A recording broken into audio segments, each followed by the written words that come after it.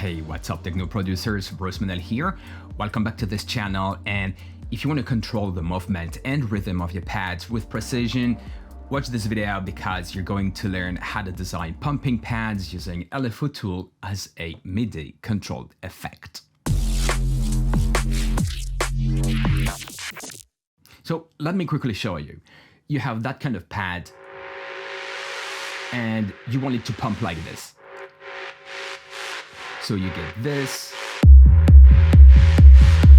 instead of this, right? Well, keep watching. So you've got your kick and sub, they're properly cued, compressed and routed. The reverb has been processed and a mid-side EQ has been applied to your master bus. Everything sounds great. You have this solid base you want to build on, and now you want to add this pumping energy, but all you've got is a sustain pad. So let me show you how to turn this sustain pad into one that grooves. First, create a MIDI region, write a note and make it 1 bar long. Then duplicate that MIDI region as many times as you need.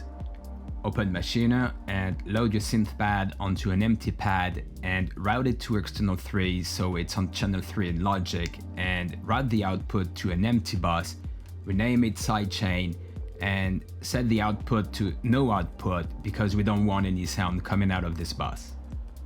Next, let's set up LFO Tool in Logic or Ableton Live. It's the same process. Create a new channel, name it LFO Tool, click on Instrument, go to MIDI controlled effect, xfer records, LFO Tool, stereo. Set the channel output to whatever bus you want to route it to. Open LFO Tool, go to presets, sidechain, and select sidechain 3. Enabled note retrigger, note gate, and note rate. In sidechain, select the bus you routed your sustained pad to. Here you can see I routed mine to bus 5. In the workspace, create a MIDI region for your LFO, open it, and create a note on B4, which will retrigger the LFO and reduce the volume of the pad at the beginning of every beat. You can experiment with swing, phase, and depth to create the desired pumping effect. Like many plugins, presets are meant to be a starting point.